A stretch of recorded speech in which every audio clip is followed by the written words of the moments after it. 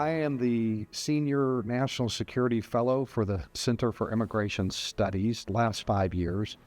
Prior to that, I worked for almost 10 years for the Texas Department of Public Safety Intelligence Counterterrorism Division, managing analyst over there.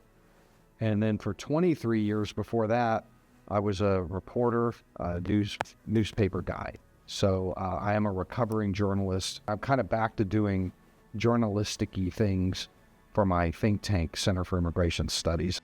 We put out reporting about policies and information related to immigration of all sorts, legal and illegal immigration, and mainly for public lawmakers, for government officials. It's based in D.C. Our motto is pro-immigrant, low immigration. I was primarily involved in counterterrorism.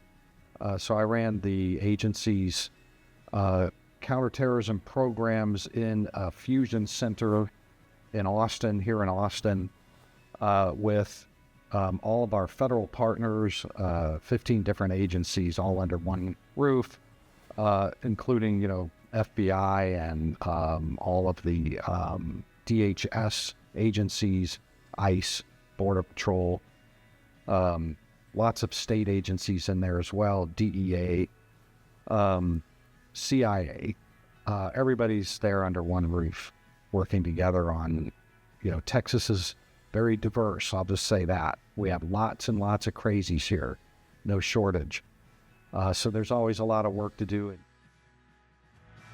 On Inauguration Day, literally on that day, you can track it right to that day and hour, where you had tens of thousands of immigrants piled up on the border waiting for the transition power. And then the second the switch flicked, they started pouring in. And after we saw the administration tear huge exemptions in the pushback policies, mainly for family units and for unaccompanied minors, pregnant women, extracontinentals from all over the world, all of a sudden, they were told explicitly that you will all be allowed in. So then within several months, we had hundreds of thousands just pouring in. You had Border Patrol agents who just a couple months earlier, their job was to run them down, chase them down, catch them, and throw them back into Mexico. We're now under new orders to process them in. So they then had to be pulled off the line from those old duties to rubber stamp people by the thousands in to the country. It's to this day, 3 years straight, just poor people pouring in, and Border Patrol agents just kind of like running the turnstile, letting them in. And that's really what the problem is. It's a policy issue where when you let them in, you will invite the whole world. Not since Ellis Island have we had a flow like this coming into the country.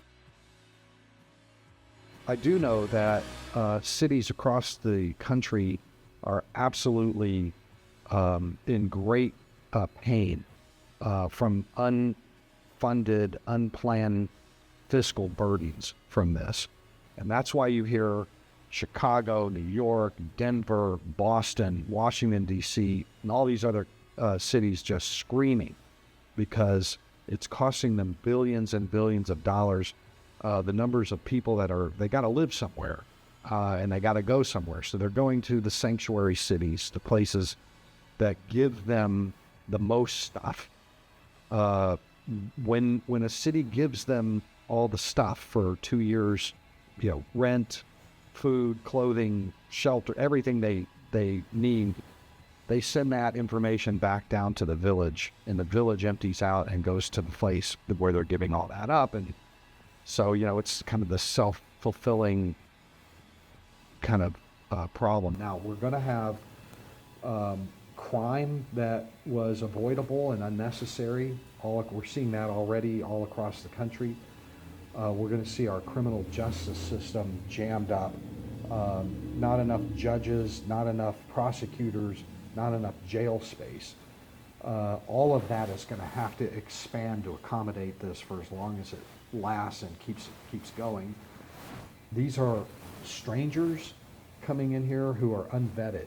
Whatever they tell you for criminal history, you can't vet a Sudanese migrant. You can't vet Syrians or Iranians. You can't really do anything except that they gave you the name Mickey Mouse and they have no ID and put them through the turnstile.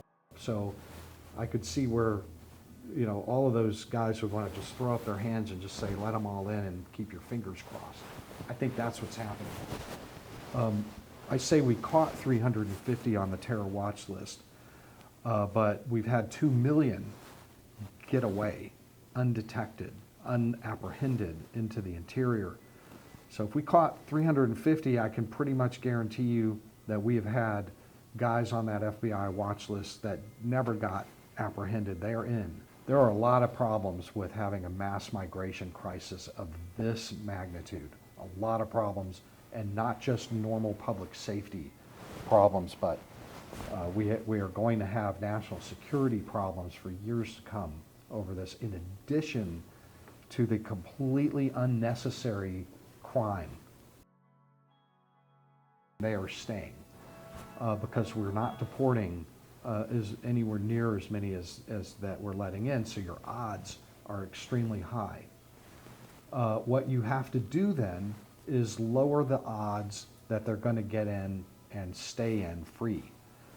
And the way to do that is to reinstitute Remain in Mexico on a massive scale right away, and start deporting and detaining as many as you possibly can for the length of time that is lawfully allowed, which is all the way to the end of their adjudication, and it's over.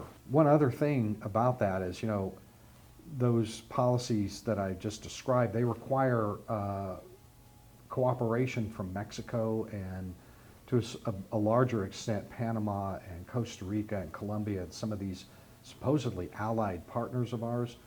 All of them have to be made to cooperate with us. And I mean by using economic sticks. You know, we're going to shut down all your commerce. We're going to put tariffs on you unless you take them all back. So my book is called Overrun. It's the only book out there that documents and establishes all things that the public needs to know about this particular mass migration crisis, which is the greatest in U.S. history by every metric. It's the only book that actually documents how it started, what it looked like on the ground, and how to get out of it.